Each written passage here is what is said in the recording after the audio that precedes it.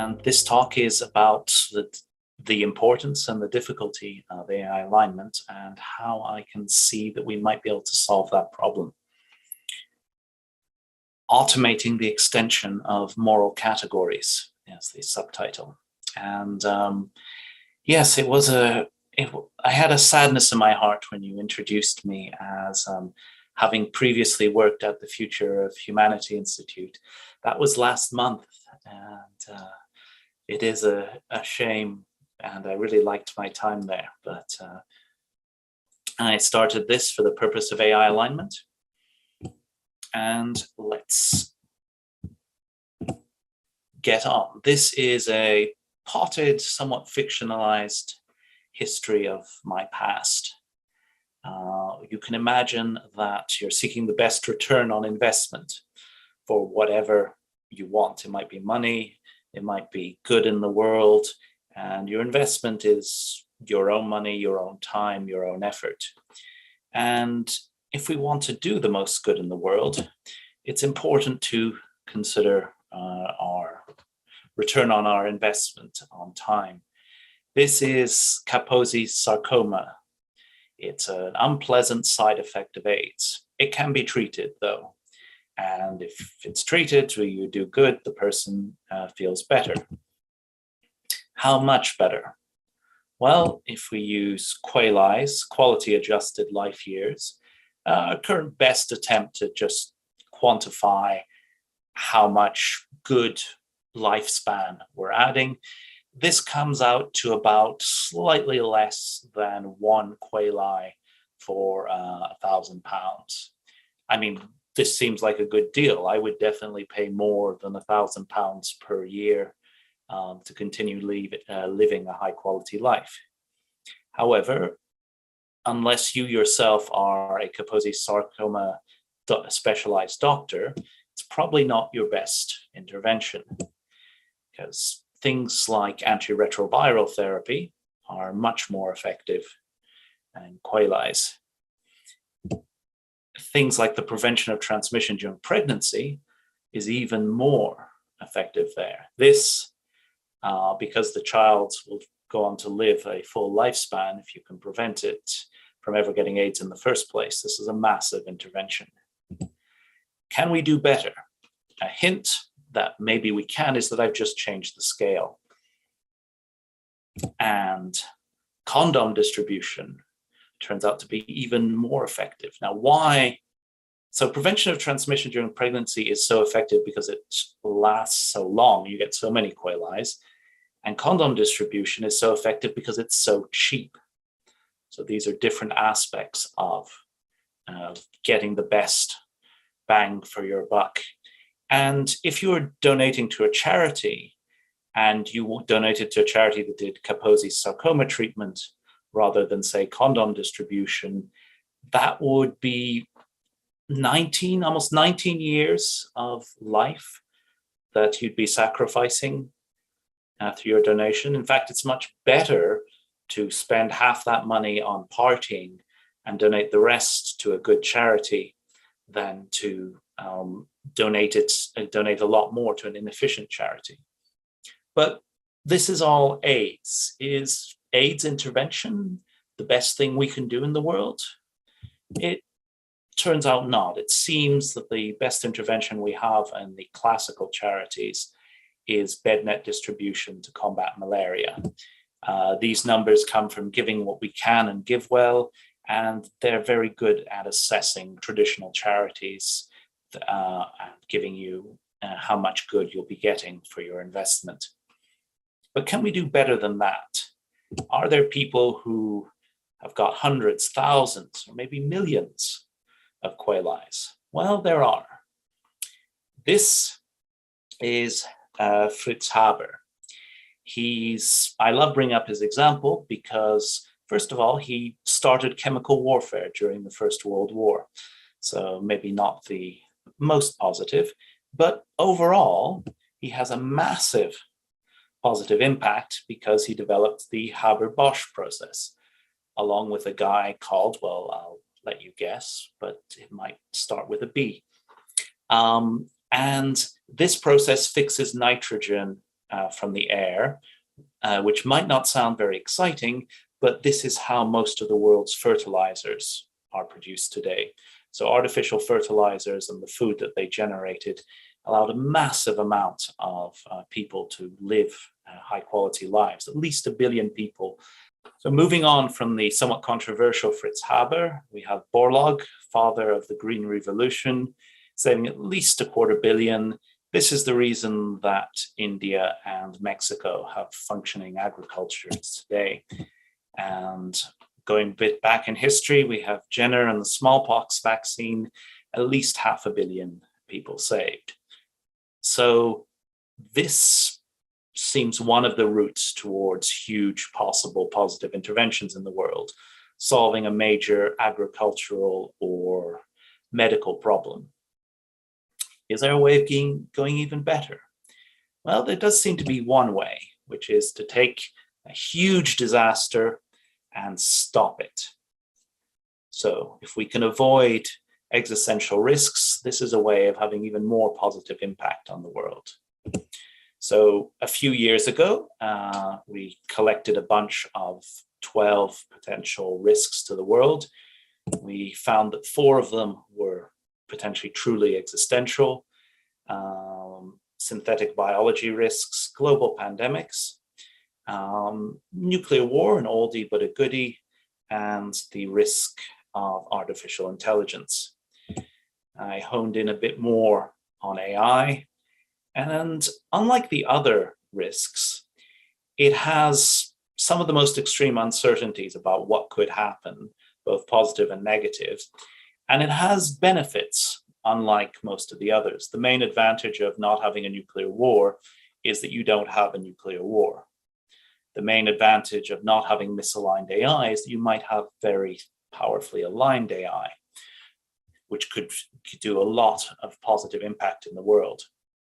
So at this point, I decided that this is where I was going to be spending my return on investment and trying to make my impact on the world by solving the alignment problem or helping solve it. Now, I've mentioned that AI is a bit unpredictable. What do I have to back up this position? Well, what I have is all the predictions that have ever been made about AI throughout history. This is the Dartmouth conference that started the term, and they were basically predicting what we would call today AI after a summer of work by a group of scientists. And the thing is, I've read their proposal. It's really good. It's by the top people who in practice knew how to make machines do stuff as well as in theory.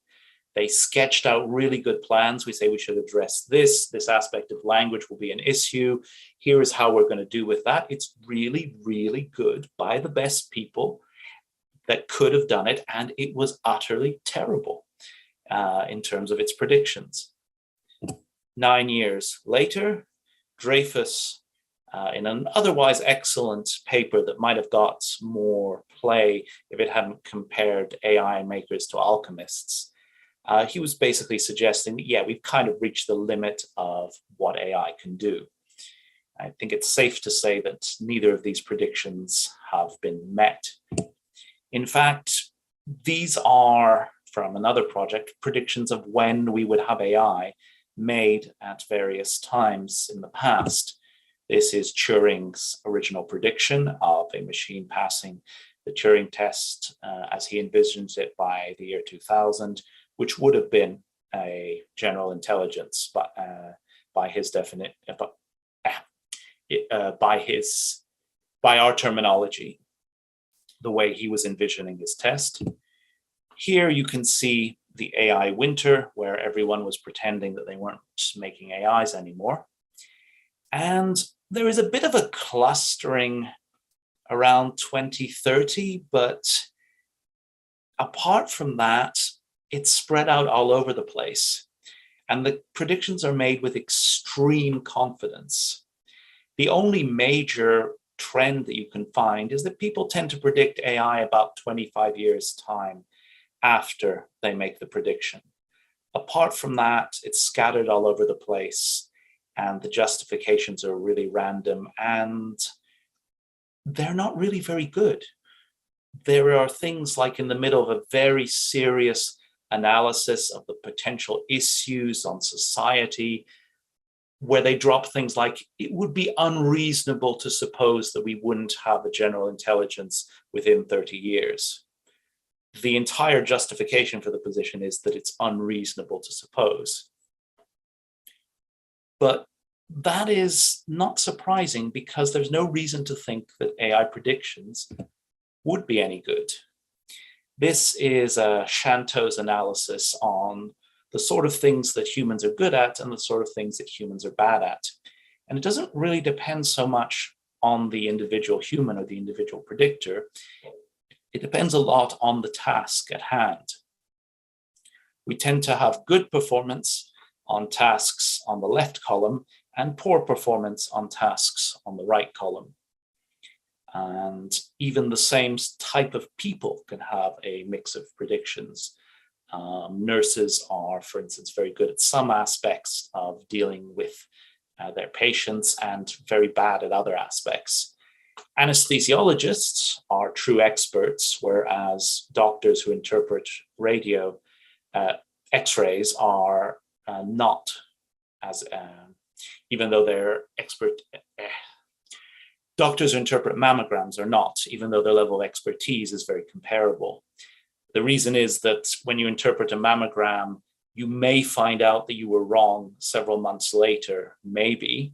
Whereas if you're an anesthesiologist and you fail, the patient is either A, not unconscious, or B, dead.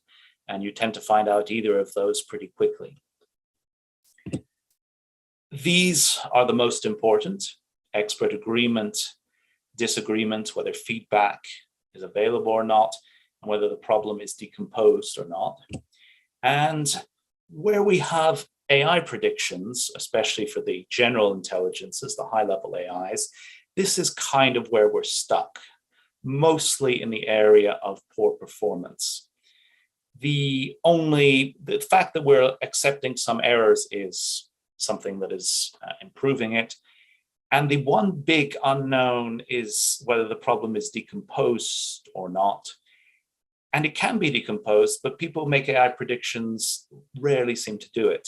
They seem to come up with one date based on one strong intuition rather than decomposing the problem. Okay, what is this AI that we're talking about? Are we talking about clunking robots with Austrian accents? We are, of course, not. A Terminator, it's natural that we're afraid of it, but all that it has is big muscles and no brains. It's basically an armored bear, and we're evolutionarily designed to be afraid of armored bears, but that's about it. As this photo illustrates, it's not the biggest species that is the most dangerous, not by any means. So it is the potential intelligence of the AI that is the risk. And can we kind of quantify how powerful the AI might become? There's a bunch of formal arguments that are very elegant and that unfortunately prove nothing. Because we can argue that an AI, no matter how intelligent, cannot solve NP-hard problems in polynomial time, for example. That is almost certainly true and almost certainly irrelevant, because what matters is not how they solve problems perfectly, but how good an approximation they can get. And those theorems on complexity classes don't really give us strong bounds on that. In fact, it's not about having a good approximation, it's having a good enough approximation. Is the AI capable of outperforming human leadership, for example? That is the question, not whether it can solve formal complexity problems. Here is a series of arguments or thought experiments to suggest I remind you of the uncertainties, but to suggest that AIs could be extremely powerful. The first one is the 1-minute corporation. The corporation is one of the most powerful entities in the world today, and it has a bunch of capital, a bunch of physical assets, but its main assets is its human capital, its workers. And if we had an AI, we could easily create and destroy and delete corporations as we go along. How? Well, if you have an AI trained in sufficient variety of skills, then copy, copy, copy, copy, copy, copy. And very soon you would get a whole corporation that would be much more unified and with a single goal than human corporations. So you wouldn't need to encumber it with a lot of middle managements and report systems. And how there's currently 5 billion computers. This number is very old, and I would update it, but no one agrees on what counts as a computer. So a certain number of billions of computers in the world today, depending on what you count as a computer. How many AIs could we run on today's computers? Well, a lot. And if we have this many AIs working in manufacturing and working in corporations and growing the economy of the world, how many billion computers could we produce and how many AIs could we run on that? So just the ability to be copied could give AIs an extreme edge, unlike anything that we have seen in the world so far. Another thing on the potential power of AI is to look at the big events that have changed things in the world today. Here's, for instance, D-Day, 1945. Now, there might be a lot of focus on the troops disembarking and the actual fighting at the front line, but what D-Day was a huge logistic challenge. Massive amount of planning, coordination, building, getting different groups of humans to coordinate together. This was in large part a cognitive effort. D-Day was made possible by people thinking and planning really hard, and then a certain level of implementation. But without the planning, without the thinking, D-Day would never have happened. Let's take an even more extreme example, the Apollo project. There is some metal and some fuel, fossil fuels, lying under the surface of the Earth. Then there were some politicians, some business people, lots of engineers, lots of manufacturers, and they made a decision. And they made a long-term decision, and they did a lot of work, and they did a lot of planning. And because of that, there is now a human artifact on the moon that was done, it got there almost purely by cognitive effort. Similarly, general relativity and all that its knowledge gave us was a cognitive effort. The civil rights movement was mainly about getting people to act together, convincing other people that this was the right thing to do. Rhetoric, management, all cognitive skills. And you can have other things that have affected the world's bestsellers. This is maybe purely cognitive. J.K. Rowling thought out the story and wrote it, and then some publishers pushed it on the world, and it was a great success. And these are the kind of successes that you would expect that an AI would be able to achieve as well. Not even bringing up financial technology and the various investments that AIs might be able to make. So there's a lot of potential power that an AI could have out there. Let's get a more personal image. Suppose we took the AI equivalents of Edison, Einstein, J.K. Rowling, Margaret Thatcher, Oprah, Goebbels, Bernie Madoff, Steve Jobs, and Confucius, all humans who are cognitively brilliant in their specific domains of specialization. You take their AI equivalents, You give them all the data in the world, you run them at thousands and thousands of times human speed so that they have a year in which to think before they answer each one of your questions. And you get an entity that would see the internet and the human race as a useful but slow-moving resource for achieving its goals. And again, this sort of super entity, this super committee, can itself be copied again and again. I won't belabor the point. Actually, I will belabor the point one last time, which is imagining what would happen if the Roman Empire fought Switzerland. This is the glorious Roman Empire, the biggest empire of the known world, led by Caesar Augustus, conquering legions all across the world and fighting Helvetica, a small part of the empire. But due to a mix-up of time travel, they're actually fighting modern Switzerland rather than the Switzerland of the time. I think it's fair to say that this would be a massacre. The most powerful empire of the ancient world would get completely slaughtered.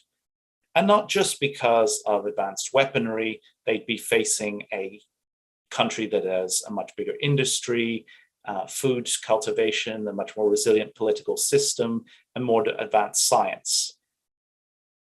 And all of that is mainly cognitive. Those legionnaires and the Swiss soldiers are pretty much worth the same thing, one for one. It's not the physicality that has changed, it is the thinking and the organization and the knowledge. So here, the obvious analogy is if we develop an AI, it might be the super advanced Switzerland to our Roman Empire. So having access to abilities far beyond our own just through its thinking and its organization. Right, that is enough to convince you that it's at least potential that AIs could become very powerful. But what is the problem? Well, there's the main problem, or the first problem, is that there's no natural containment for an AI. This is how an agent-based algorithm is normally shown. You have an agent, it takes an action, the action goes out into the environment, and the environment gives a reward and a new state, and so on. And by tuning the reward, we can get the agent to behave. Let's add a human, and they're tuning the reward. The problem with this picture is that in actual fact, and the humans, we can also reboot the agent if needed. The problem from this picture is that actually the human and that infrastructure is part of the environment. In fact, everything is part of the environment, including the agent itself. So we are designing the AI to get, motivating it to get specific rewards, and that is how it affects the environment. And everything is the environment. So we have motivated and designed it to increase its reward while giving it potentially power over the entire world. So let's see how that might play out. We might design an AI to filter spam. What does that? Let's be a bit more precise. Reduce proportions of unfiltered spam and filtered non-spam that is received in some measure. We don't know exactly how this measure is, so reduce proportions.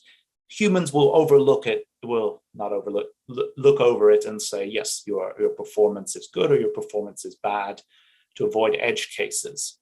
So there's a variable called human approval that ultimately encodes its reward.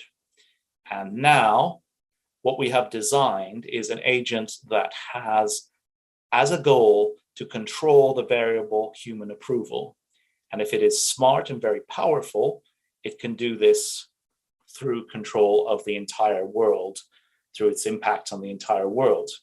And we don't want it to control the HA variable. which means, because we want it to filter spam, we want it to do what it was intended to, which means that now we are an obstacle for the AI. We've designed ourselves to become an obstacle. And the more powerful it is, the easier it will be for it to get rid of the obstacles ahead of it, i.e. us. Now, it's for reasons like this that Stuart Russell, one of the fathers of AI, he's literally written the textbook on it, has said that for safety is the most important thing to put first, pointing out that no one in civil engineering talks about building bridges that don't fall down. They just call it building bridges. Right now, we have to say AI that is probably beneficial, but eventually that will just be called AI. So I don't want to spend a huge amount of time on the global upsides, but everything that I've told you about the potential power of AI in the negative becomes positive if we get it aligned with human values, human intent. What are the sort of things that we could solve with AI? Well, we'll probably end up solving absolute poverty, which, to simplify, is there are some people in the world who don't have enough stuff. They don't have the clean water, they don't have the shelter, they don't have the food. And building, designing, and shipping, moving stuff around is a task that a cognitive AI would be extremely good at.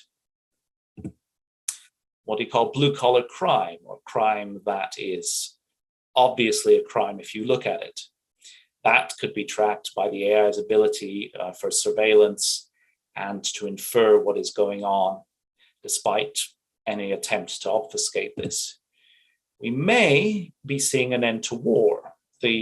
Despite the recent war in Ukraine, the trend is going in that direction anyway. But it may be that with AIs spying on each other and reaching some strategic equilibrium, that we won't be seeing the war in the future. That's more speculative. Mental illness, if you have an AI advisor with you all the time, this could definitely be a potential solution. Disease and a death. I like throwing this one out to see how people react, because in a sense, death is just the extreme version of disease. If you have an AI that is capable of solving disease and keeping us healthy, well, then exactly what would we be dying of in that case? And finally, if the AI is really aligned with human intentions, it could solve anomie, the sort of boredom or pointlessness that a lot of people feel in the world today.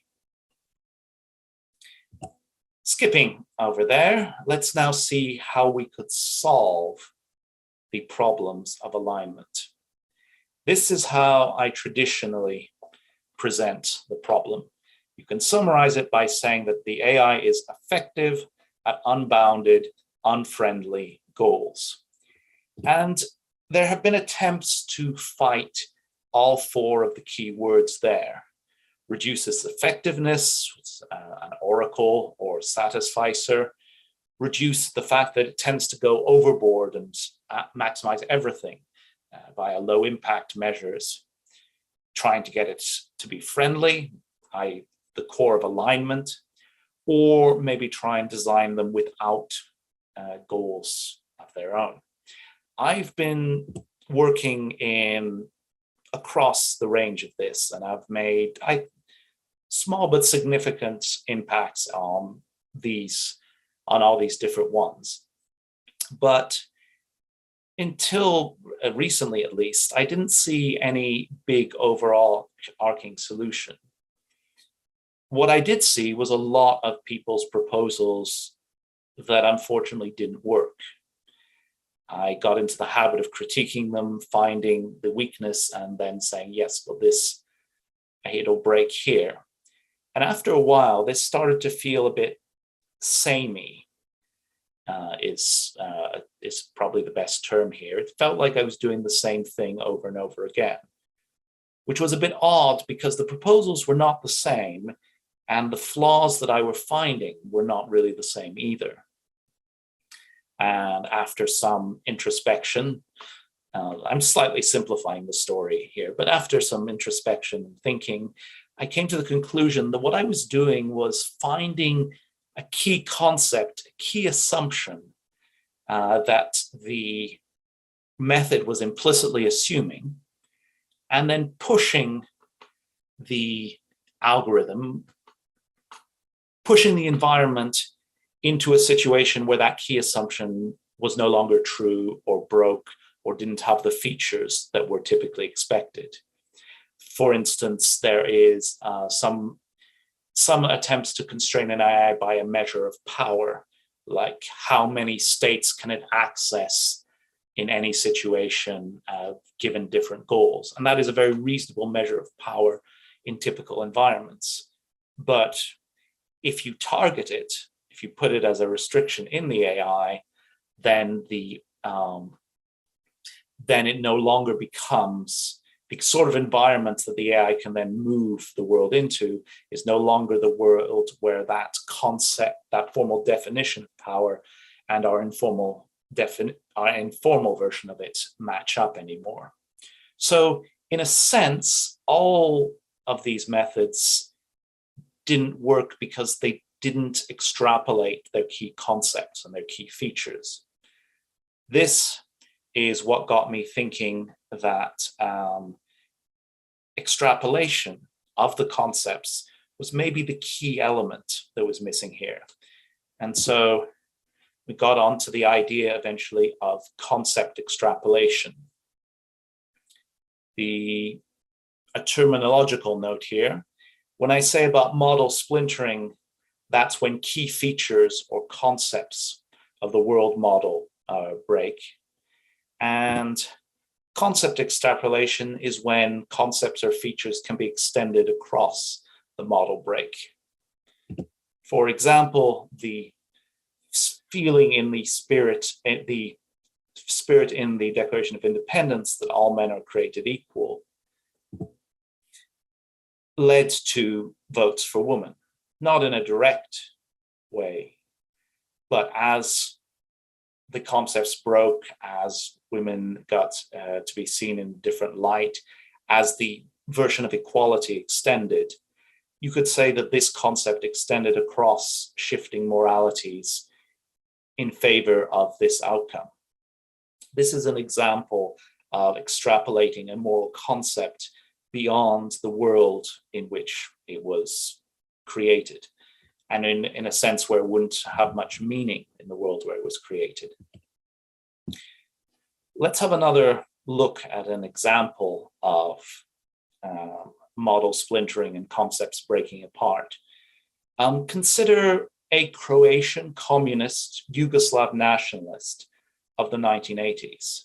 There's nothing contradictory here. This is one identity, one consistent way of viewing the world. By the 1990s, this idea has broken down. We don't know which direction this person will have gone in, but they probably will have focused on one of three different directions: the Yugoslav, Croat, or communist direction. Rather than keeping all three together would have been impossible. But in the 80s, they might not have realized that there was any tension within their identity. And some people would say that the person did not have true preferences before in the 1980s. I would say that they did. They had very strong preferences over things that were not themselves very well defined and which ended up breaking into pieces. And taking the perspective that people have strong preferences over underdefined concepts gives a different perspective than just saying that people don't have well-defined preferences. Let's have a look from the past. Honor, being vital, was a very important part of many, many cultures in history. And it's completely broken down nowadays. I looked up on the Wikipedia article of honor, and it had things like chastity, keeping your word, a propensity for violence, not being disrespected. And it feels like a grab bag of things. We can sort of see how it fits together. We still have a bit of a feeling for it.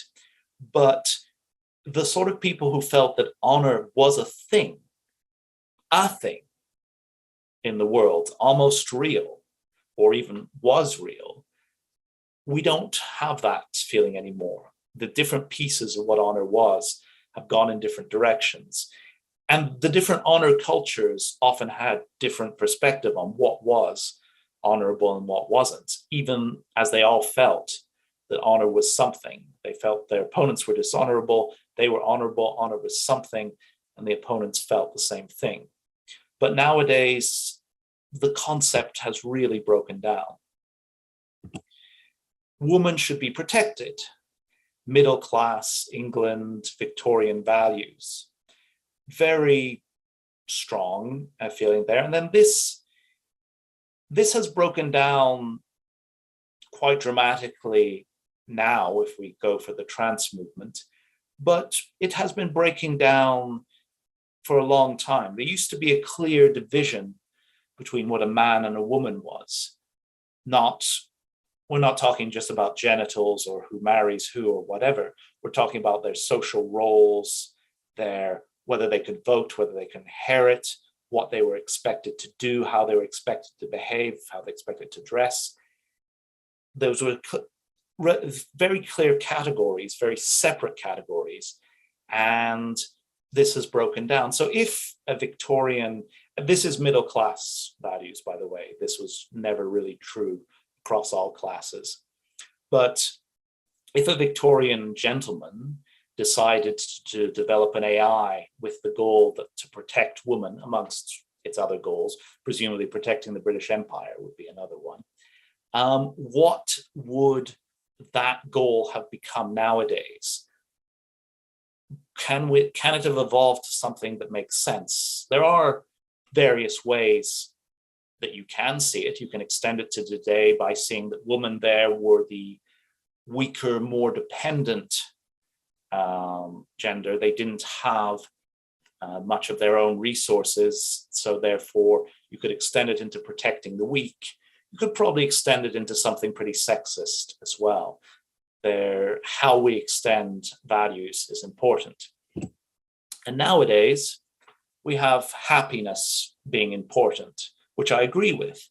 But I expect that just as honor has completely broken down, just as the concept of protecting women has not that much left to it, that in the future, the concept of happiness may start breaking down into different pieces. And we need to be able to extend across this piece, across this transition, if we want to get a good outcome. Here are just some examples of physical model splintering. It's not just moral examples. We can start with Aristotelian concepts, Newtonian, get a bit relativistic, and get quantumist. And when you have infinite dimensional Hilbert spaces, you still have fire, and you still have a rock that when thrown falls down to earth. So the Aristotelian concepts are wrong, but they're not gone, in a sense. They were pointing at ideas, pointing at concepts that we now have a much more refined understanding of. To take a specific example, we could talk about extrapolating temperature across various changes of understanding. At the very first, it feels hot or cold. Then we can talk about the height of a tube of mercury. Move forward 100 years or so, and then we have temperature as the derivative of energy with respect to entropy. And then nowadays we have entropy as quantum information. So we're developing a new understanding of temperature that we're not fully nailed down yet, is my impression. So this is the extension of a concept across many splintering of the models, many changes in physical models. But there's another one. We could have gone for the feeling aspect. The heat receptor, the nervous system, the brain, the qualia, that's another way of extending concept of it feels hot or cold. This is another avenue. It turned out the term temperature, I don't know where it came from, but it went down the left rather than going down the right. But this is just a warning that concepts get extrapolated in different directions from the same origin, and they can be dramatically different. I will skim over various things. The main point of this is that there are lots of different moralities, completely different bases, pretty much all reaching the same conclusion in most typical situations. Don't murder people seems to be universal, coming from millions of different origins. And this was an example, again, of taking the parochial concerns of a small town in England during a small period, what they would have been worried about. How do we extrapolate this for the entire planet Earth as an analogy for how do we extrapolate our own preferences across all the future that could happen as everything, as our concepts break down, just as theirs did. What is the AI that is going to be guiding this world? And how can we even define what humans are in this world? We have to. Extrapolating the definition of what a human is going to be very important if we want to maintain human values. But our track record of writing down in advance what counts as a human is a rather poor one. The picture there is of Plato's definition of man as a featherless biped, and Diogenes apparently came with a plucked chicken and said, "Behold, Plato's man."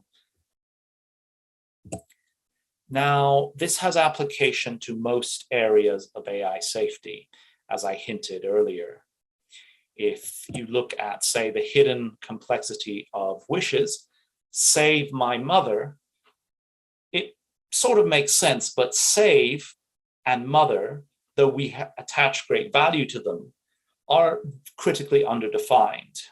Ontological crises are, well, the models of physics change.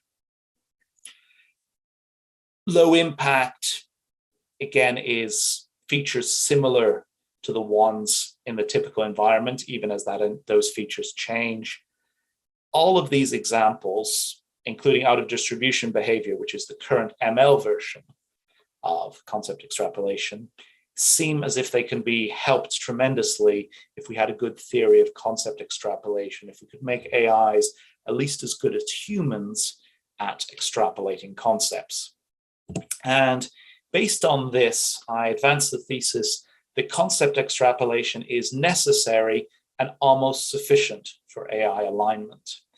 Part of the reason that it's necessary is that we don't know our own future values. We don't know what happiness will be in 50 years' time, in 100 years' time, in 1,000,000 years' time, amongst the uploads or whatever descendants of humanity that there are there. So it is necessary to solve this, because if we want an AI aligned with our values, it needs to be able to predict these values at least as well as we could extrapolate them. And almost sufficient, because if we have concept extrapolation well solved, we can have access to so many different approaches for AI alignment that this would help with. So let's get a little bit more technical in the last 10 minutes. The key challenge that we're working on in the company in Aligned AI, the first one is just generating the right concept. This is a picture of an AI that is learning from a video feed that we want happy humans. It gets a positive reward signal for happy humans. Now, of course, at this point, traditionally, we can point out that it may learn that we value happy humans, or it may learn that we value videos of happy humans. And generically, we should expect that it'll learn the second thing, and then it'll go out, extrapolate, go out, tile the universe with videos of happy humans, and everybody's dead. This is the traditional picture. However, if we can get it to produce R1, so what it is extrapolating is its vision, its videos, its input data of happy humans, maybe with a label of plus or minus on them. Plus for happy humans, minus for unhappy humans. If amongst its extrapolations, it can generate R1 as a candidate, so the proper reward function as a candidate for what we're trying to tell it, then we have a lot of leeway to get it to actually help us. It could inquire, we could have a system of active learning. But even if we just say went conservative and got it to maximize the log sum of its potential candidate reward functions, we'd end up with a universe tiled with lots of videos of happy humans, but also lots of hopefully happy humans as well. So what does this mean on the technical work? What's sort of the practical work that is happening? Well, this is an actual example of an AI that went out of distribution and caused problems. I don't know if it caused problems, it just turned out it wasn't very useful, I think. So the problems were caused, but this happened. An AI was trained to recognize collapsed lungs from X-rays so that it could automate the process of identifying this. Then this can be treated. Isn't that wonderful? Top left, you see an X-ray of a normal person. Bottom right, you see an X-ray of a collapsed lung. But there's a problem. The problem is that we treat collapsed lungs. And we treat it by putting a drain inside the person. The drain shows up on X-rays. So this is a X-ray of someone with a collapsed lung. It's the other lung this time. And a drain's installed. So actually, what we ended up training it to be was a detector of drains on X-rays. What we would want it to be, in order to extrapolate the concept or whatever it was learning, is to inquire. This is anthropomorphic, inquire in quotes, but to think, am I a collapsed lung detector, or am I a chest drain detector? Both of these classifiers do separate the two labeled data sets that I get. It could be one or it could be the other. If we want to generate those two rewards,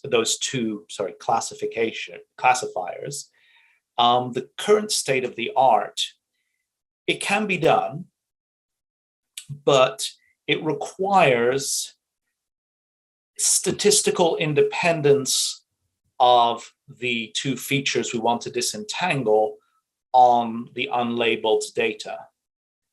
In other words, what it means is that we should have roughly the same amount of photos, unlabeled photos of healthy lungs, collapsed lungs with a drain installed, collapsed lungs without a drain installed. There's not as many as those, and healthy lungs with drains installed, of which there are essentially none.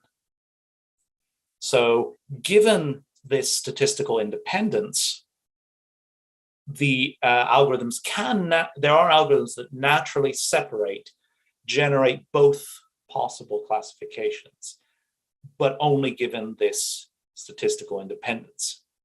Now, in aligned AI, we found how to remove the requirements for statistical independence. and go beyond this and hopefully solve this kind of problem, which we're working on now. So that is a brief look into the practical work. So what do I mean when I'm saying we're trying to solve concept extrapolation? Well, there's this big thing about solving alignments. Well, where are we working at the coalface right now? It's at this kind of problems. And then we will extend this to all sorts of different settings, like reward RL agents and the multiple rewards that they can interpret. Yeah, sorry, apologies. There is a level called coin run on which you test a simple agent. It's like a simplified Mario level. You jump up and down, you move along, and the objective is to get a coin that's all at the right. And after a while, an AI is trained on this and is successful. But if you generate a new environment where the coin is in the middle, it goes all the way to the right and ignores the coin, which is fair enough, because given its training data, get the coin or go to the right were two equally likely or equally possible reward functions. But again, it failed to generate both of them. It generated only one of them. So we're going to make sure that all the systems, or as many systems as can, generate all the candidates. And then we're going to improve the candidates, choose amongst them, get human feedback. And that is how we're going to build up to concept extrapolation, which hopefully the algorithm will be capable of doing on its own ultimately. So the conclusion, which apparently is tell them what you've already told them, is AIs could become very powerful. This could be disastrous if they're not aligned. Concept extrapolation is necessary and almost sufficient for AI alignment, and we're making practical progress in that field. And yes, thank you all for listening. Thank you. We do have time for questions. That was fascinating. I didn't quite understand what you were doing to achieve concept extrapolation, like what type of AI you're trying to use to do this. Is it a kind of deep learning, or is it a multimodal AI you're using, or something causal? Well, it is a bit IP protected and probably will be for a few weeks, so I didn't go into too much detail. The idea is that it should be able to work with most designs and most situations. So you noticed that I sneakily mentioned a reward function for when you were talking about videos of happy humans. And then I sneaked into a classifier when I was talking about practical examples. And I later mentioned an RL agent. We're trying to get concepts that can cut across these different domains. So you can get concept extrapolation in any area where you have initial data labeled with a reward or with a category, and this tells you what you have to do. And then you get a lot of other data, and there are multiple interpretations of what you have to do that could be made in terms of your initial data. In all cases where that is, we're hoping to develop methods that work. How is it doing when people misclassify stuff? Okay.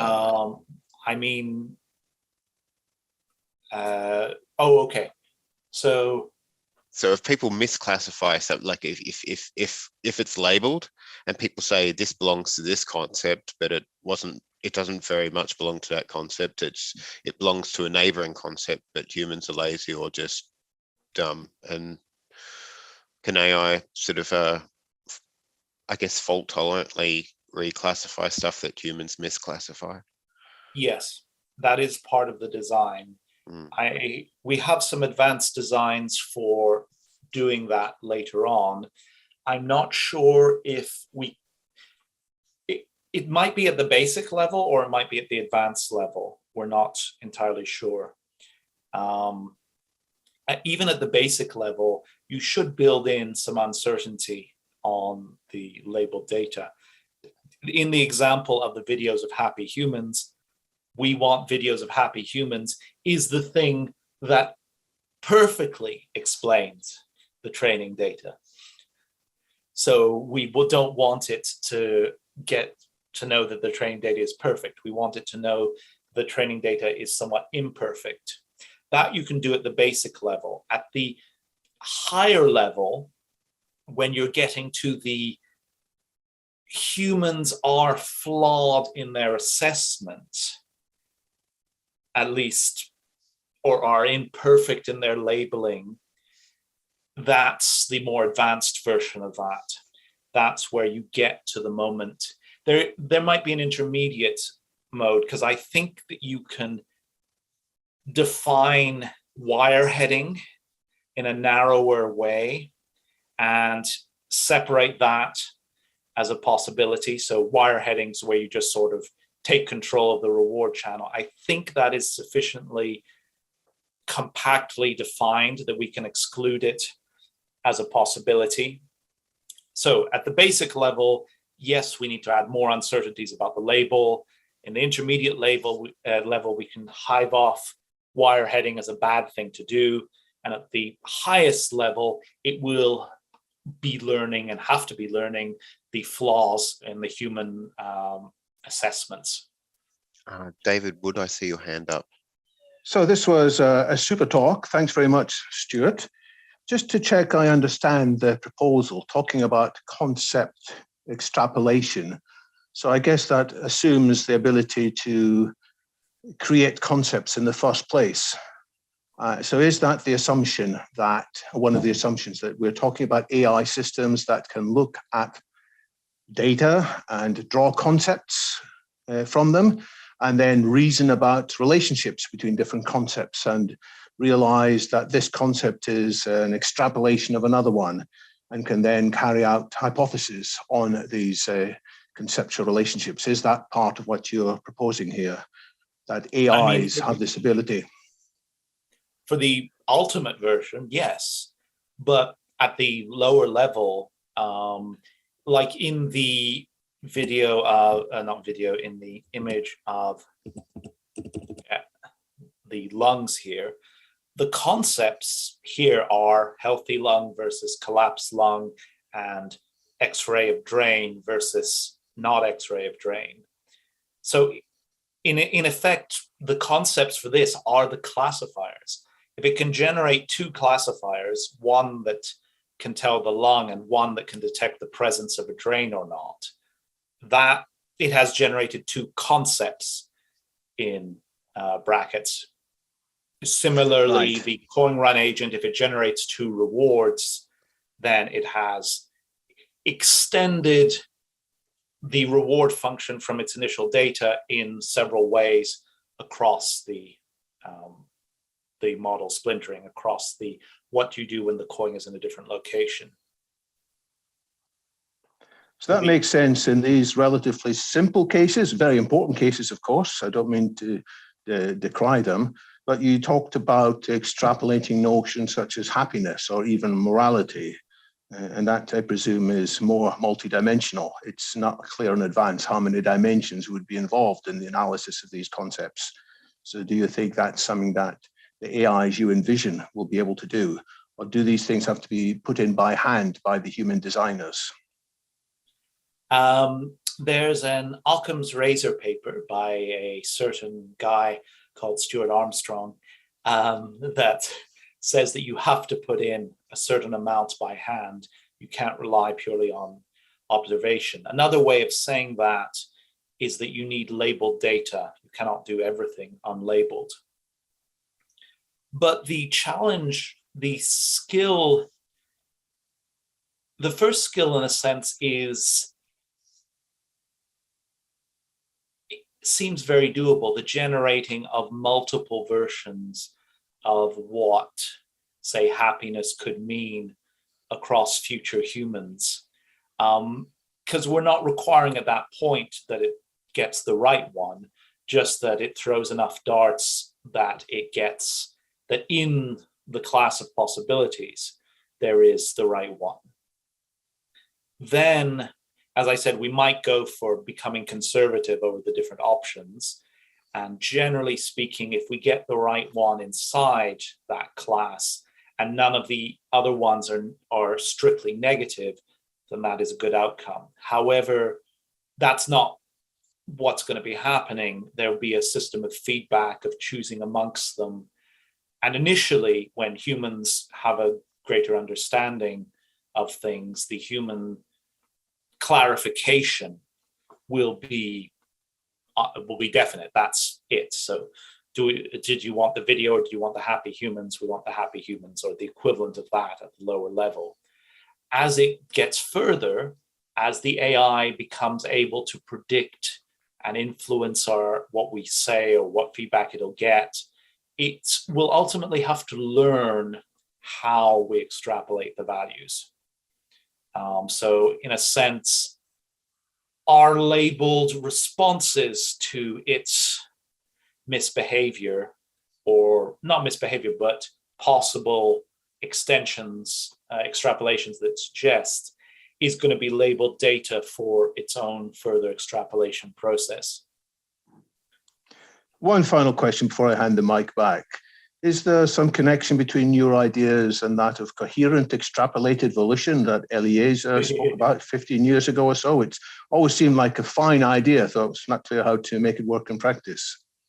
Not really. And the similarity in names is a bit unfortunate. A coherent extrapolated volition at its core is about extrapolating a human to a higher level of intelligence, morality, self-consistency, and then asking them or getting what their preferences would be there. So it is a narrow extrapolation, whereas this is trying to solve what is the challenge of extrapolating concepts in general. For example, this can solve to some extent the symbol grounding problem. I don't know if people noticed that I snuck that in. When we had the videos of happy humans versus the happy humans, one of the reward function is the actual happy humans, and that's solving the symbol grounding problem. Yeah. We should have had Stephen Harnad here. I interviewed him. Yeah, well, the idea is that the symbol grounding problem, wrong interpretations of the symbol might be the most likely, but correct interpretation of the symbol is a plausible alternative. So if it generates enough, it'll generate that. So this can weakly, in some conditions, solve the symbol grounding problems, whereas coherent extrapolated volition has nothing really to say on that.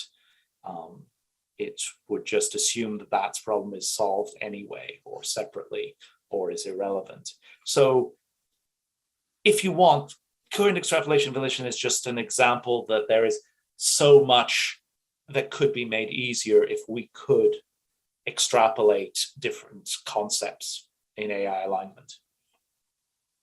Thanks. Thanks, David. Anders has got a question ready. Thank you. This actually reminds me of a hilarious scene many years back when Eliezer was visiting Oxford and was sitting in the sofa at FHI explaining his big plan. And then a bunch of philosophers said, wait a minute, you need to solve this, this, and this, and this really important problem. Do you think you can really do it? And Eliezer, having very much a Luke Skywalker moment, said, yeah, sure. I can hit a one prot from a land speeder at that distance. Now the question is, of course, whether Stuart is also a member of the Skywalker family, because philosophers has a long tradition of thinking about concepts. In the chat, I was posting a link just to the Stanford Encyclopedia of Philosophy. And the question is now, is this totally irrelevant jumble? Or potentially has some good ideas if you could just dig them out from all the jumble? Or actually, maybe they could be fixed by aligned AI publishing the right paper, or actually there is something there that is useful and you would like to include it. I mean, I definitely think that there's something there that is useful. This is how some of the best human minds in history have thought about clarifying concepts and extending them. So this is data, maybe not from the perspective of generating plausible concept extrapolations, but it's definitely data from the perspective of selecting amongst the various extrapolations. And yes, there was a bit of sort of arrogance in there of saying that, yes, philosophers, your work is lovely. We will feed it to the AI. Thank you. But that is in a sense deliberate, because if we have to hand solve all these problems to align AI, it is not going to work. If we have to solve ourselves all the problems that philosophers have faced in human history in order to align the AI, this is not going to work. The AI has to be able to take part of the burden, or most of the burden, ultimately from us. So it has to be able to use this data in order to do the extrapolation itself. And I have an idea from a few years ago, or by the way, a lot of my ideas have been generated along with Rebecca Gorman and Oliver Daniel Cox of Aligned AI. So they're not, when I say my idea, some of them are our ideas. But we had an idea, oh no, it was just about a year ago, about using philosophy papers with a little bit of grounding in order to establish when humans think that other humans are acting rationally. The basic idea is that you have a paper, not a philosophy so much as psychology paper. Let us do this experiment. Let's see how these people behave.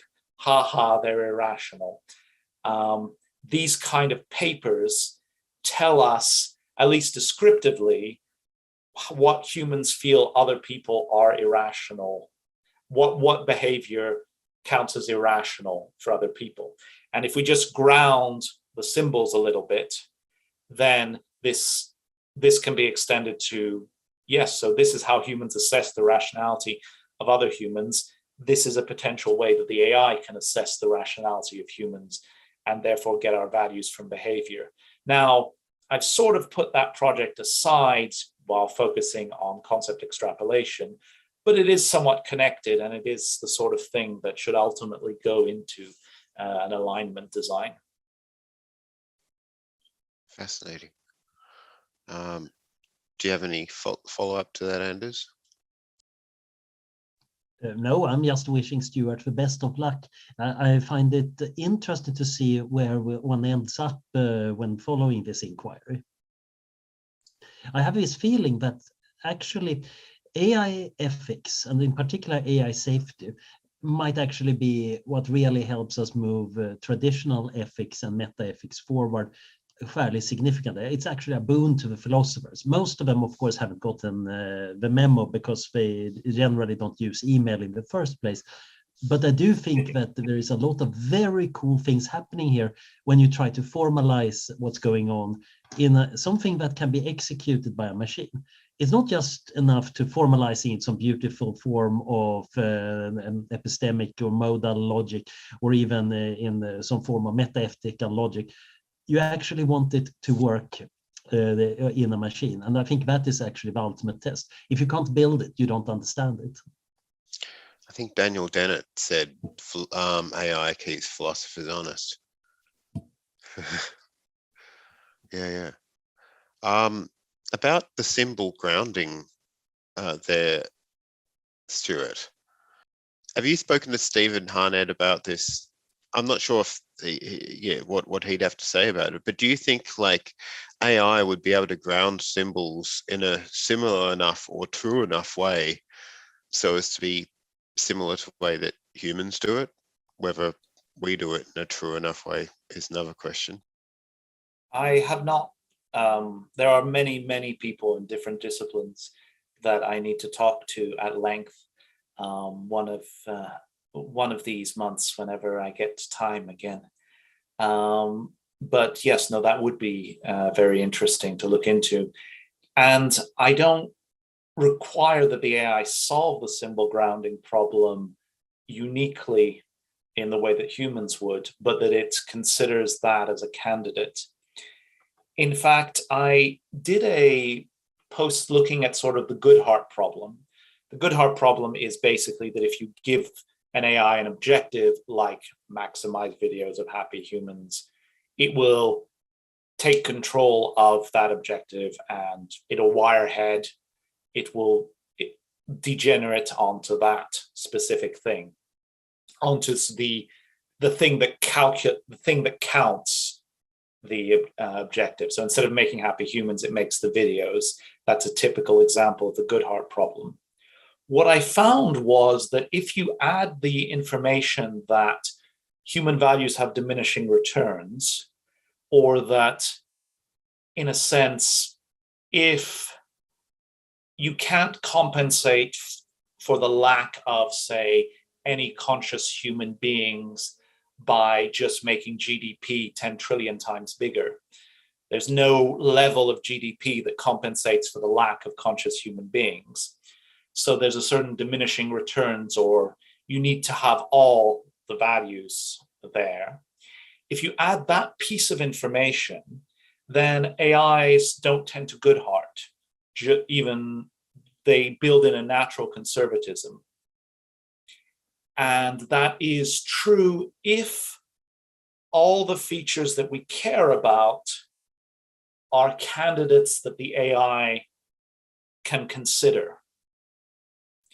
If there's something important, like, say, conscious thought or friendship, that it doesn't consider, then we're lost there.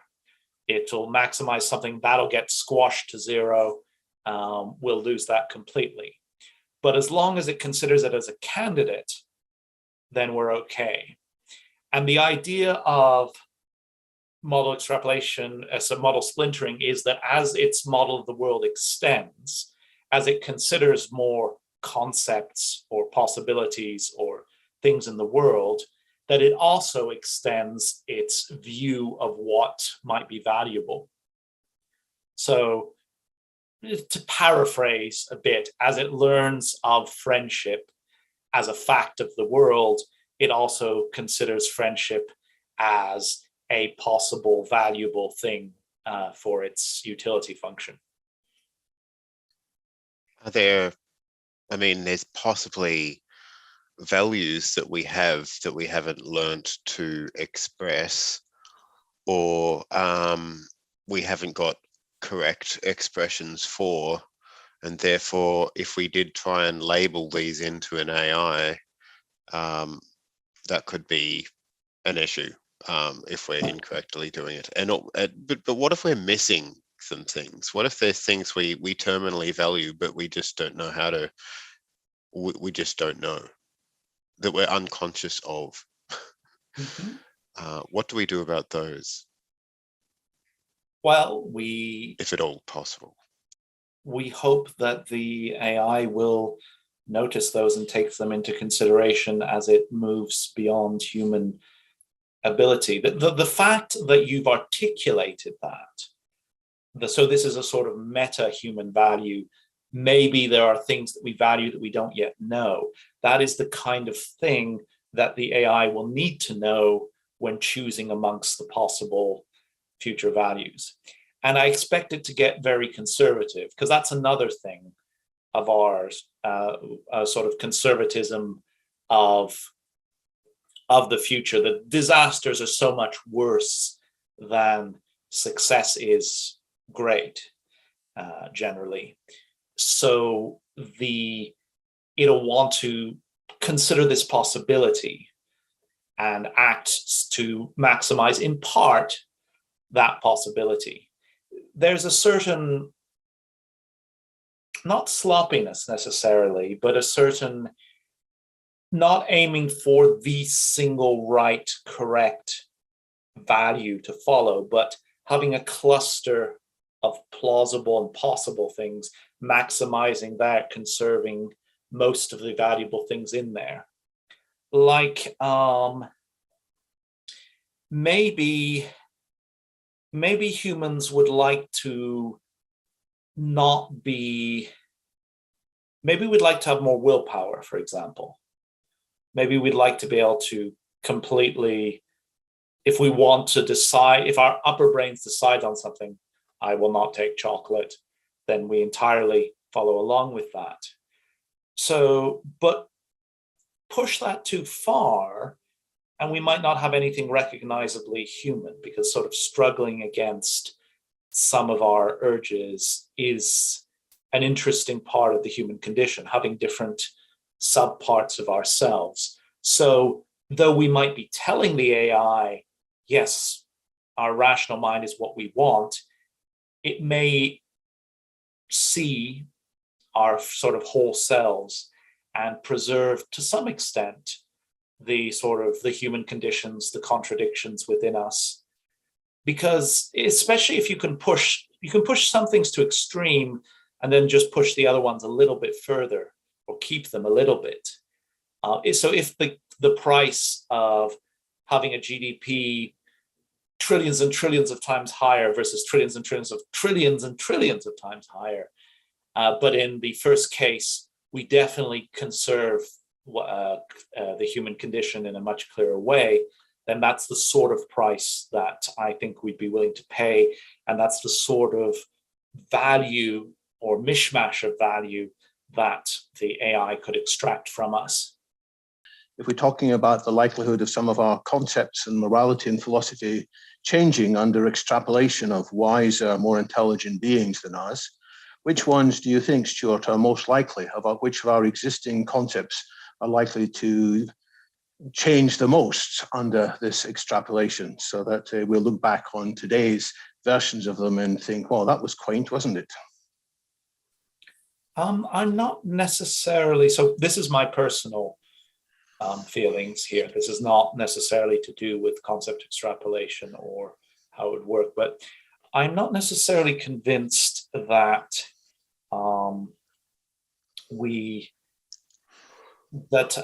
there's more intelligent means wiser, or that there's necessarily a wiser set of values out there. What we have is simultaneous, basically our circles of concern have been expanding, and this is a positive thing. We definitely can continue to expand our circles of concern. But beyond that, I'm not clear that there is a trend towards better values beyond just the expansions of circle of concerns and the less rigid adherence to maybe conceptions that don't turn out to have much value behind them, like certain gender roles and things of that nature. It's like I can feel sometimes the old tug of something that's probably connected with honor, or sort of fair honor, or this is the proper behavior. Now, it doesn't make sense. There's no real connection to it in the modern world, but I can feel the tug there. And if that value was preserved to some extent in its positive form, because there are hideous things that happen in honor cultures, but if some aspect of that was preserved or reintroduced in its positive form, this is something that I personally would not be opposed to.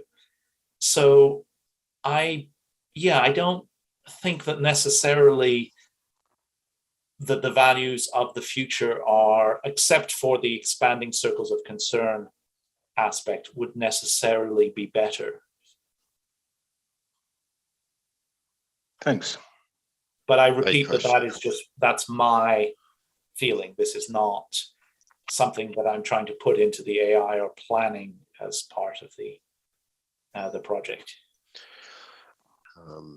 I did have a question about getting stuck in a local maximum of value, but I think I might leave that one until the panel later. Yep. Okay. Yeah. Thank you. Thanks again, Adam. There. Oh, thank you for such a great presentation and spending the time to come and speak with us. And yeah, it's always a pleasure. As I said, the audience here, at least the online audience, was more technical than I was expecting. So I wouldn't have put such a long introduction if I had known that. I enjoyed the introduction. I thought it was clarifying. It was cool. And I think I might borrow some of those metaphors when I'm trying to explain the usefulness of working on AI alignment or AI safety in general. Okay. Yeah. Cool. Those crabs in the background, did all of them, you said that they evolved independently. This is the Wikipedia article. Yeah. Carcinization is an example of convergent evolution in which a crustacean evolves into a crab-like form from a non-crab-like form. It's believed to have occurred independently in at least 5 groups of crustaceans. So at least 5 times, if not more, there are things that didn't look like crabs, though they were crustaceans, that evolved to look like crabs. Yeah, amazing. Yeah, I wonder, do you think that it'll, if we ever do find life on another planet, and I kind of, the curiosity in me wants to find another life on another planet. Do you think there'll be crabs? Well, I mean, yeah, convergent evolution seems to point. The eyes evolved several times. Yeah. Crabs have evolved several times. Yeah. The mitochondria has not, but that seems to be absolutely vital for something like that. Seems absolutely vital for any advanced life. Yeah. Yeah. Fascinating.